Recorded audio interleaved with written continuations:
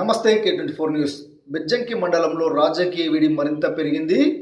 మాజీ ఎమ్మెల్యే రసమై బాలకిషన్ పై కాంగ్రెస్ నాయకులు చేసిన వ్యాఖ్యలపై టీఆర్ఎస్ నాయకులు తీవ్రంగా మండిపడ్డారు. బ్లాక్ కాంగ్రెస్ అధ్యక్షులు ఒగ్గు దామోదర్ రసమై బాలకిషన్ను పిట్టల దొరగా సంబోధించడం తగదని విమర్శించారు. గతంలో బీఆర్ఎస్ హయాంలోనే మీరు ఎంపీపీగా పనిచేసి అభివృద్ధిలో భాగస్వామిగా ఉన్న విషయాన్ని మర్చిపోయి మాట్లాడుతున్నారని ఆరోపించారు. ఇలాంటి వ్యాఖ్యలు మానుకోకపోతే తగిన మూల్యం చెల్లించాల్సి వస్తుందని బీఆర్ఎస్ నాయకులు హెచ్చరించారు. మరోవైపు బెజ్జంకి మండలంలో రోడ్ల పరిస్థితులు చాలా దారుణంగా ఉన్నాయని, వెంటనే మరమ్మతులు చేయకపోతే ఎమ్మెల్యే కవ్వంపల్లి సత్యనారాయణను మండలంలోనికి రానివ్వకుండా అడ్డుకుంటామని హెచ్చరించారు. మా బీఆర్ఎస్ కుటుంబ సభ్యులందరికీ పేరు పేరున నా నమస్కారాలు. వాస్తవంగా మా గౌరవ రసమై బాలకిషన్ మాట్లాడుతూ నిన్న విత్తనాల ఫ్యాక్టరీలో మాట్లాడడం జరిగింది. దానికి నిన్న కాంగ్రెస్ పార్టీ వాళ్ళు ప్రెస్ మీట్ పెట్టి మన రసమై బాలకిషన్ ఎటుపడితే మాట్లాడడం ఇది తగదు మీకు, ఎందుకంటే మీ స్థాయి కూడా రసమై బాలకిషన్ విమర్శించే స్థాయి మీరు కాదు బిడ్డ, మీ స్థాయిని మర్చి మాట్లాడుతున్నారు. ఏం మాట్లాడతాడా ఆయన? ఒక బ్లాక్ కాంగ్రెస్ అధ్యక్షుడు మాట్లాడుతూ పిట్టల ద్వారా అని మాట్లాడతాడు. పిట్టల ద్వారా నువ్వు ఆయన ఒకసారి తేల్చుకుందాం. నువ్వు ఆయన అట్లా అవమానపరిచే మా పద్ధతిలో మాట్లాడడం ఇది సరైనది కాదు. నువ్వే మాట్లాడుతున్నావు. విత్తనాల ఫ్యాక్టరీలలో పైసలు ఎవరు తీసుకున్నారు? మా కార్యకర్తలను పక్కకే నీకున్న కార్యకర్త చెప్పిండు, మేము 10 లక్షల డిమాండ్ చేసినాము, మేము 10 సార్లు ఫ్యాక్టరీకి పోయినాము, ఫ్యాక్టరీకి పోతే 5 లక్షల రూపాయలు ఇచ్చిండు, మేము దీన్ని అధ్యస్తున్నామని ఆయననే స్వయంగా ఒప్పుకున్నాడు. మీకు సిగ్గుందా? ఫస్ట్ మేము మాట్లాడే ముందు సిగ్గు లజ్జ ఉంటే మీరు మాట్లాడాలని తెలియజేసుకుంటున్నాను. ఇంకో విషయం, ఇంకేం మాట్లాడతాడు? రసమై బాలకిషన్ ఆధ్వర్యంలో ఏం అభివృద్ధి జరగలేదు అంటాడు. అప్పుడు నువ్వు ఎంపీపీ కాదా? నీ శిలాపలకాలు చూద్దామా? మార్కెట్ కట్టలేదా? రోడ్లు పోయలేదా? నువ్వు నీ ఇంటి ముంగట్నే నీకు కాలేజ్ ఉన్నది, కాలేజీకి కాంపౌండ్ వాళ్ళు తెచ్చించిన ఘనత రసమై బాలకిషన్ కాదా అని అడుగుతున్నాను. 100% 100% అభివృద్ధి చెందింది. అభివృద్ధి చెందిందంటే అది రసమై బాలకిషన్ ఆధ్వర్యంలో అభివృద్ధి చెందిందని నేను ఈ సభాముఖంగా తెలియజేసుకుంటున్నాను. ఇంకో విషయం, లైట్ వేయలేగితే లైట్ పురుగులు ఆ లైట్ కిందికి పోతాయి అన్నట్టు ఉన్నది కాంగ్రెస్ పరిస్థితి.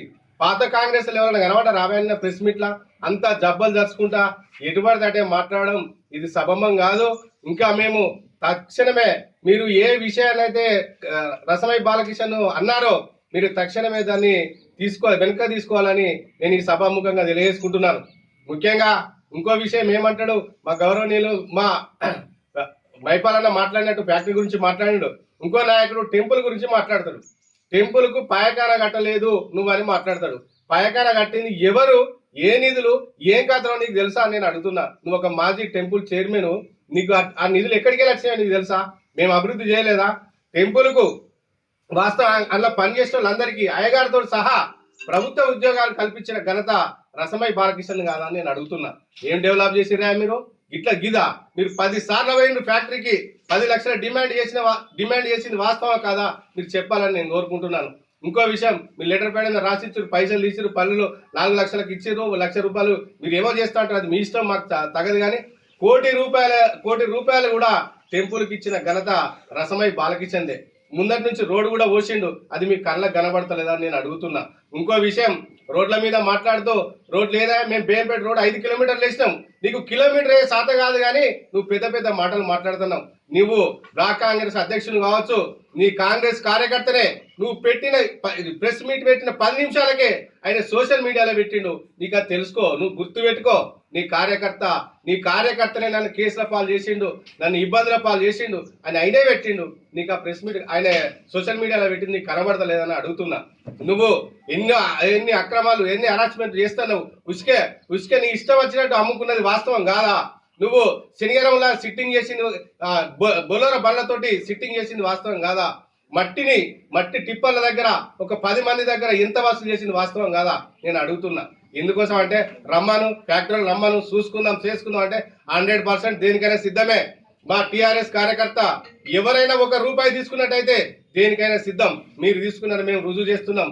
దానికి మీరు సవాల్ విసిస్తే మేము కూడా సవాల్ విస్తాం. ఏనాడు పెడుతున్నా పెట్టుర్రు, టైం పెట్టుర్రు, వస్తాం.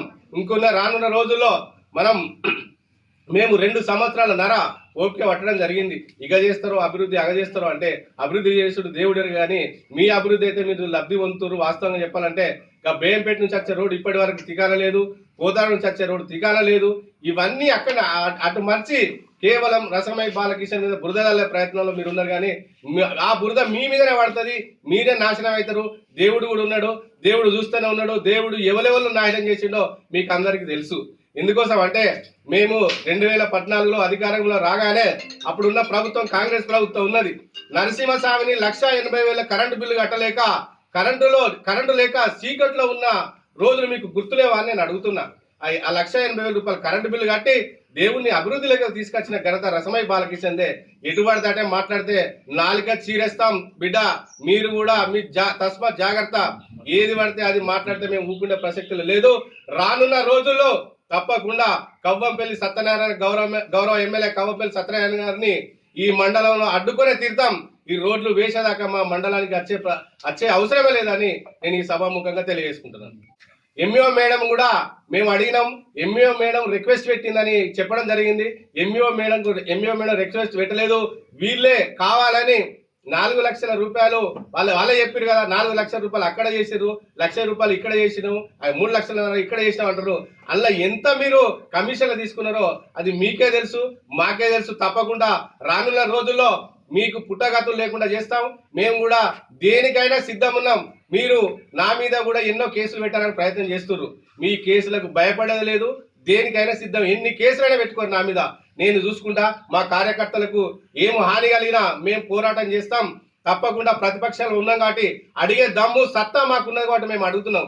ఏదో చిల్లర మల్లర మాటలు మాట్లాడితే ఊపుకునే ప్రసక్తి లేదు, నాలుగే కోచ్ పారిస్తాం. తస్మాత్ జాగ్రత్త. బీఆర్ఎస్ నుంచి కాంగ్రెస్కు పోయిన కార్యకర్తలు నేను ఒక ప్రెస్ మీట్ పెట్టి మాట్లాడేది. ఏమని మాట్లాడారంటే దొంగ చెప్పినట్టు ఉంది అని వాళ్ళదే సెక్టర్ చేసుకున్నారు. ఎందుకంటే ఎలక్షన్లకు ముందు గుగ్గిళ్ళకు పోయి తిమ్మయ్యపల్లె ప్రచారానికి పోయి మేము ఇట్టి ఫ్యాక్టరీని ఇక్కడ ఉండనీయం, ఖచ్చితంగా తీసేస్తామని చెప్తే ప్రజలు నమ్మి మీకు ఓటేసారు. ప్రజలు నమ్మి మీకు ఓటేసిన తర్వాత మీరు గెలిచిన తర్వాత మొట్టమొదటి కార్యక్రమం పోలీస్ ప్రహారంలో శంకుస్థాపన చేసింది ఆ ఫ్యాక్టరీ. మీరు అది చేసి ప్రజలను పక్కదోవ పట్టించి ఈరోజు మీరు అందరం ఎక్కి ప్రజలకు తెలియకుండా అక్కడ డబ్బులు సేకరిస్తూ మేమేదో స్వచ్ఛందంగా దానాలు చేస్తున్నాం అన్నట్టు మండల ప్రజలను నమ్మిస్తున్నారు. మీరు ఒక్కటే శుద్ధ పూసల లెక్కలో మాట్లాడి మీరు ఇదివరకు ఇలా మాట్లాడిన వాళ్ళు, నిన్న ప్రెస్ మీట్లో మాట్లాడిన వాళ్ళు బీఆర్ఎస్ నుంచి పోయిన వాళ్ళే ఉన్నారు. కాంగ్రెస్ కార్యకర్తలు ఎవరన్నా నిజంగా వాస్తవమే ఇది బీఆర్ఎస్ గవర్నమెంట్ చేసిందని చెప్పేటోళ్ళు ఎవరు అన్నారా? ఇక్కడ నుంచి పోయిన బీఆర్ఎస్ నుంచి పోయి కాంగ్రెస్లో పోయిన కార్యకర్తలే వాళ్ళు మా మీద బుద్ధదాలతో ఇక్కడ తిన్నోళ్ళే కదా. ఇక్కడ వ్యవస్థలో ఇక్కడ ఉండి ఇక్కడ ఎంపీపీగా చేసిన ఆయన ఎంపీపీగా చేసిండు ఎక్కడ బీఆర్ఎస్ గవర్నమెంట్ ఉన్నప్పుడు. ఆయన ఎన్ని నిధులు తెచ్చిండు, ఎంత డెవలప్మెంట్ జరిగింది ఆయనకు తెలియదా? నేను ఒక జడ్పీటీసీగా ఉండి టెంపుల్కి మరుగుదొడ్లు శాంక్షన్ చేయించింది నేనే. 2023 9వ నెల అక్కడ మహిళలకు ఇబ్బంది, మహిళా భక్తులకు ఇబ్బంది అవుతుందని గుట్ట దగ్గర కట్టింది కూడా మేమే. అది మీకు తెలియదా? మీరు ఇప్పుడు మీ శాంక్షన్ లెటర్ ఏదైతే ₹1,00,00,000 టెంపుల్ కంటున్నారో ఆ శాంక్షన్ లెటర్ ఎప్పుడు వచ్చిందో చూడండి. ఇక్కడ పెండింగ్లో పడ్డ పనులను సత్వరమే కంప్లీట్ చేయాలని మేము కోరుతుంటే మీరు మా మీద బురద ప్రయత్నం ఎందుకు చేస్తున్నారు నాకు అర్థం కాదు. మీరు మేము గవర్నమెంట్లో ఉండగా 1,200 800 ఉన్న ఇసుక ఇవాళ 2,500 3,000 ఎందుకు అయింది? ఇవాళ వల్ల అయింది. ఎందుకు ఇబ్బంది పడుతున్నారు రైతులు? మన ఇల్లు కట్టుకునే ఇందిరం ఇల్లు కట్టుకునేటోళ్ళనో ఇంకో సొంతంగా ఇల్లు కట్టుకునేటోళ్ళనో ప్రజలను ఎందుకు ఇబ్బంది పెడుతున్నారు? ఇసుక ఒక కాడికి డంపింగ్ ఎందుకు అవుతుంది? నార్మల్గా ఎందుకు దొరకట్లేదు? పోనీ ఆ కాంట్రాక్టర్ మన ట్రాక్టర్లు యూనియన్లను ఎందుకు ఇబ్బంది పెడుతున్నారు? కొన్ని ట్రాక్టర్లు మాత్రం ఎందుకు నడుస్తున్నాయి? విచ్చలవిడిగా ట్రాక్టర్లు ఎందుకు నడుస్తున్నాయి? అది మీ వెనుక ప్రోత్సాహం కాదా? మీ మద్దతు లేదా? మేము ఉన్నప్పుడు అట్లా నడిచిందా?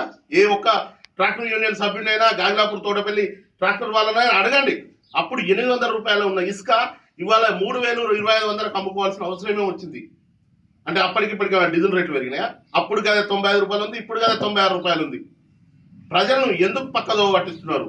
ఇటు నిధులు లేవు, ఇటు చేయాల్సిన కార్యక్రమాలు లేవు. ఏంటంటే బీఆర్ఎస్ చేసిరని ఒకటి బురద తలితే వాళ్ళు సైలెంట్గా ఉంటారు అనుకుంటున్నారా? మేము అట్లా సైలెంట్గా ఊకుండే వాళ్ళం కాదు. మేము చేసిన పనులు, మీరు చేసిన పనులు బయట పెడదాం. ఎన్ఆర్ఈ చేసే పనులు 14th ఫైనాన్స్ 15th ఫైనాన్స్ లో సెంట్రల్ గవర్నమెంట్ ఈరోజు బెజ్జంకి మండలం నుండి బీఆర్ఎస్ పార్టీ ఆధ్వర్యంలో పాత్రికేయుల సమావేశం ఏర్పాటు చేయడం జరిగింది.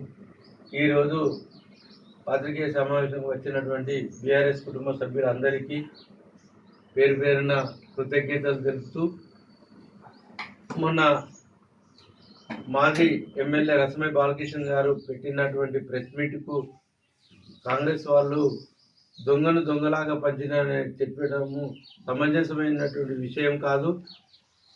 గత ప్రభుత్వంలో మంజూరైనటువంటి ఈ ఇథనాల్ ఫ్యాక్టరీని 2023 శాసనసభ ఎన్నికల్లో ఇప్పుడున్నటువంటి ఎమ్మెల్యే గారు దీన్ని వెంటనే రద్దు చేస్తా, మాకు ఓటేసినటువంటి అని ప్రచారం చేసినటువంటి వ్యక్తి ఇక్కడ ఈ తెలంగాణ ప్రభుత్వంలో అనేకమైనటువంటి చోట్ల నిర్మల్లో కానీ, జగిత్యాలలో కానీ, ఇంకా వేరే వేరే చోట్ల రద్దయినటువంటి ఫ్యాక్టరీ ఉన్నది. ఇక్కడ మాత్రం అప్పుడు ఎలక్షన్ల మూమెంట్లో రద్దు చేస్తా అని చెప్పినటువంటి వ్యక్తి ఈరోజు ఫ్యాక్టరీని ఎలక్షన్లు అయిపోయిన తర్వాత ప్రారంభించి శంకుస్థాపన చేసి పోలీస్ బందోబస్తుల వద్దతో బందోబస్తు చేసి ఒక ఏటీఎం లాగా మార్చుకొని వివిధ రకాల రూపకంలో వాళ్ళ కంపెనీ వాళ్ళ దగ్గర డబ్బులు తీసుకుంటూ చేసటం నిజం కాదా? ఇప్పుడు ప్రతిదీ అప్పుడు మేము మా ప్రభుత్వం పర్మిషన్ ఇచ్చిందని మీరు చెప్పిండు కదా, ఎలక్షన్లో చెప్పిన మాటనే ఇప్పుడు మేము అడుగుతున్నాము. అప్పుడు మేము పర్మిషన్ ఇచ్చిందని మీరు బ్యాడ్ నేమ్గా ప్రచారం చేసిర్రు, రద్దు చేస్తా వెంటనే అని చెప్పారు. ఇప్పుడు కంపెనీతోని వంట వాగుతూ పొత్తు చేస్తూ వాళ్ళతోని డబ్బులు మూటలను పెట్టుకుంటూ ఏటీఎం లాగా మార్చుకొని వివిధ రకమైనటువంటి డబ్బులు వాళ్ళ దగ్గర నుంచి వెచ్చిస్తూ కంపెనీకి